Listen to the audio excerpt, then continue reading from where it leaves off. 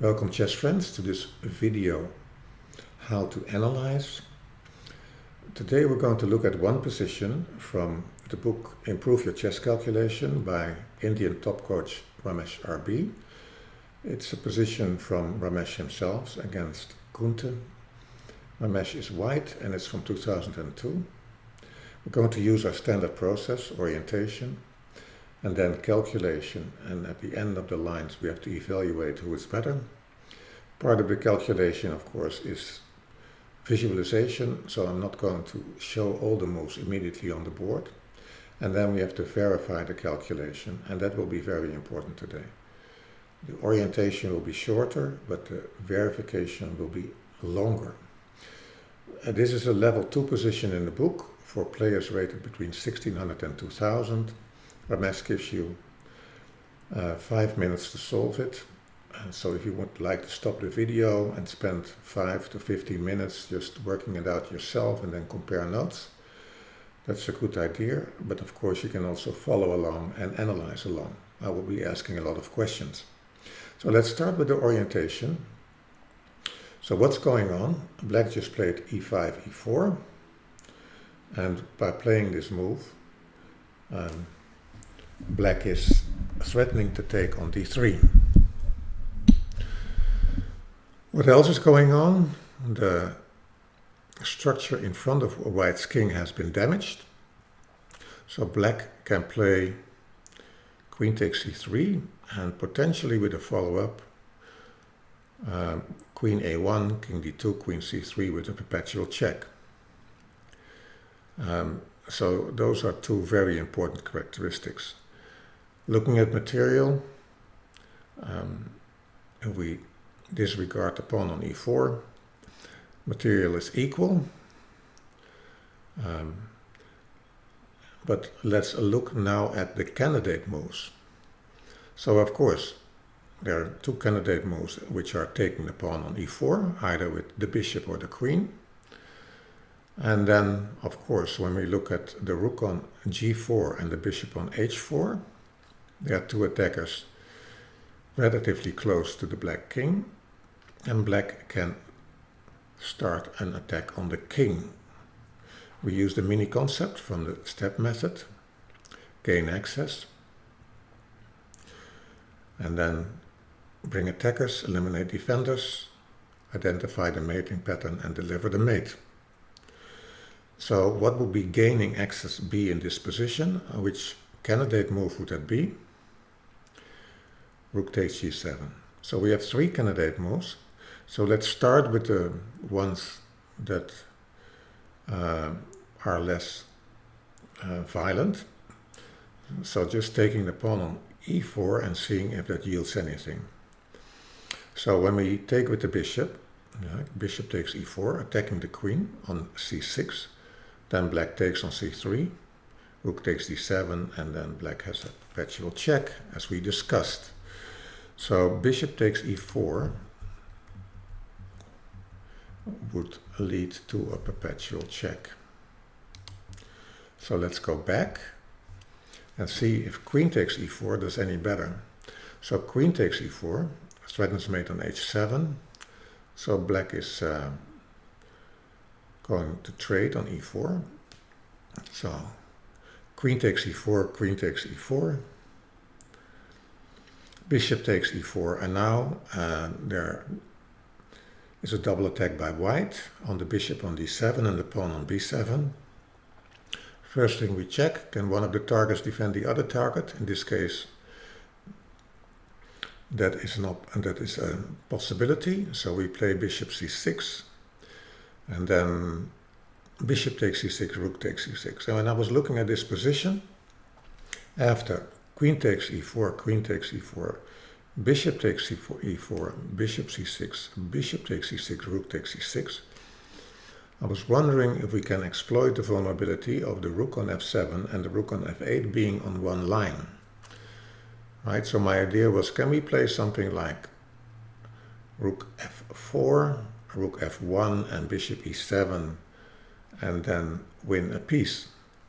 So can you visualize that, and can you find a defense for Black, and can you find out whether it works or not? So queen takes e4, queen takes e4, bishop takes e4, bishop c6, bishop takes c6, rook takes c6, and then let's start with rook f4. How would you continue with black? I think black is going to bring defenders to the rook and playing king g8 to the back piece. And then after rook f1, the threat is bishop e7. So black has to defend against that threat and plays rook c7. And then black is safe. Right, so this was my idea originally. Bishop e7 is the threat, but black plays rook c7, and then on the next move can unpin themselves by playing rook f to c8. So bishop e4 leads to an equal endgame. Bishop takes e4 leads to perpetual. That leaves us with the violent option, rook takes g7, gaining access to the king. So what is the idea, right? So of course the idea would be, at first instance when you look at it, king takes g7, queen g4, king h8, bishop f6, checkmate, right? That's our first idea when we look at that line.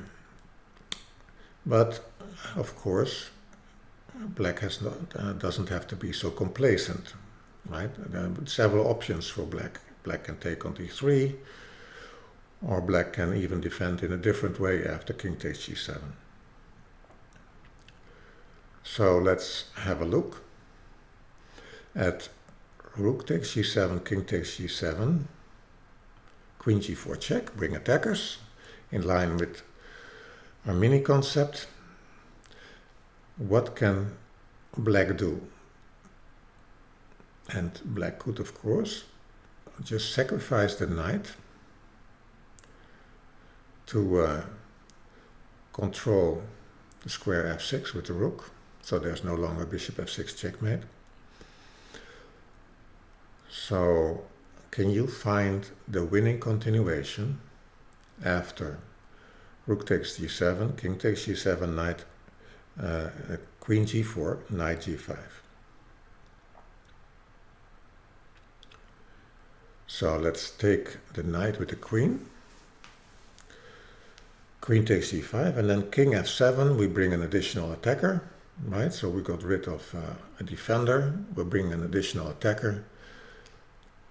And the king is on f7, king e8, and then queen e7 is checkmate. But what happens if the king returns to h8?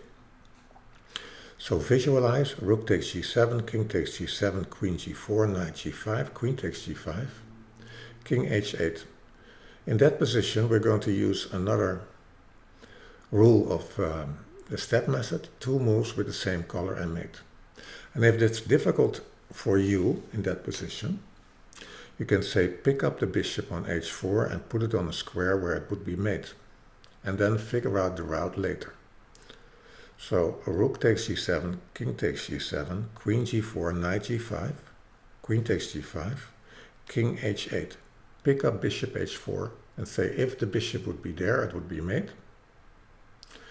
And then you find that bishop e5 would be, you could say mate, there's rook f6, but it doesn't add anything to the structure of black. And now we figure out the route to e5 and we find the move bishop g3. There's still another defense there because black can play rook f5, but we continue with a bishop e5 check, rook takes e5, bishop takes, queen takes e5, king g8, bishop e4, and white is winning in the attack. So knight g5 does not work. So now the question is, of course, what is the idea after e takes d3? How would you continue? So king takes g7, we found out, does not work. But how about e takes d3. So we have rook takes g7, e takes d3. The queen on e2 is under attack, and the king and the rook on g7 is hanging. And in that position, right, if you again apply the same rule, two moves with the same color and mate, you can find two mates. The first one, of course, where a lot of players would be looking at, is something like queen h5, queen takes h7. But there is a second one. Can you find the second one? So we have rook takes g7, e takes d3. Two moves with the same color and mate. And then I hope that you found the move bishop f6 followed by rook g6. So when I was doing this puzzle, right, I found bishop f6, and then I thought, okay, that's of course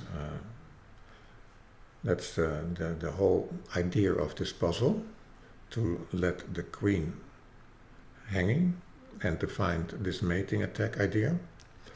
But now we get, of course, to the a very important question, that's the verification. So we have a concept, rook takes g7, e4 takes d3, bishop f6. So now we have to verify, right? Because one of the things that's going on is that the queen is hanging and the bishop on f6 is undefended. So black is willing to invest a lot in basically in attacking this bishop and making this bishop not as powerful as it is. So what could be the defenses by black to attack the bishop? Because the bishop is the piece that's going to deliver the mate. So let's look at some options. The first one would be, of course, queen takes c3.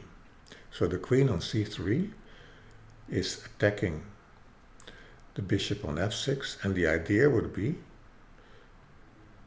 bishop takes c3, and then followed by d3 takes e2, right? And then the rook on d1 is hanging and the bishop on c3 is hanging. So let me go there. So we had rook takes g7,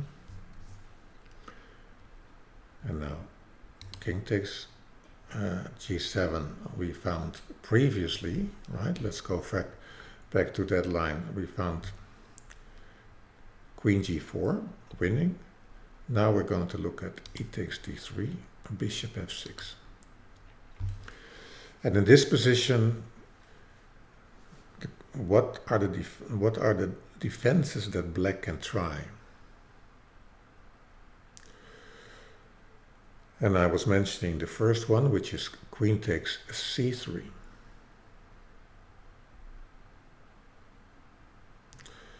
And again, can you do two moves with white after queen takes c3 and mate?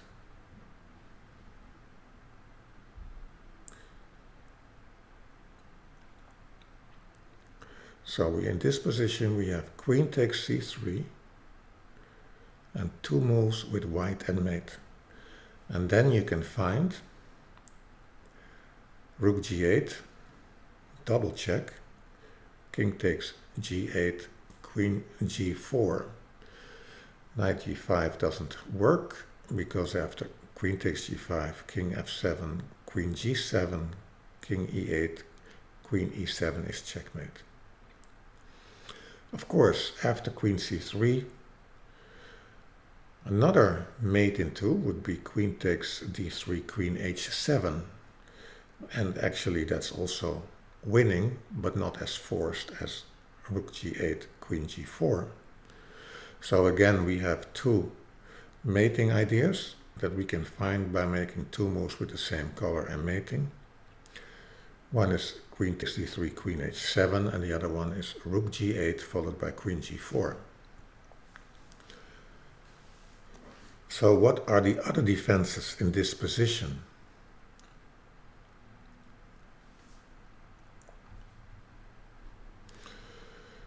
Right? So this is what we have to think about. One would be, of course, to play e5 to attack the bishop with the queen on c6, and then now the bishop also has no square to go to, right? And after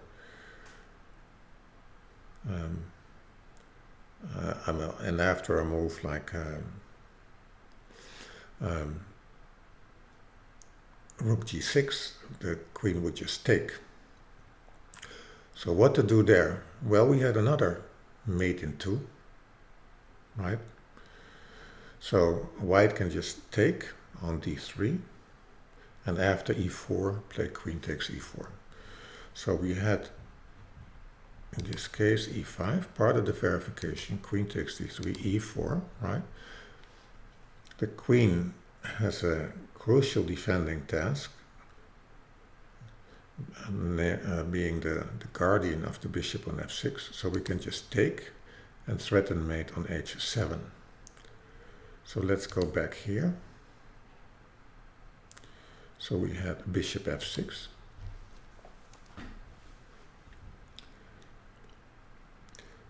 And we looked at queen takes c3, rook g8. We looked at e5, queen takes d3, e4, queen takes e4. What is left? Perhaps the rook on f8 can attack the bishop on e5, so knight h6, for instance.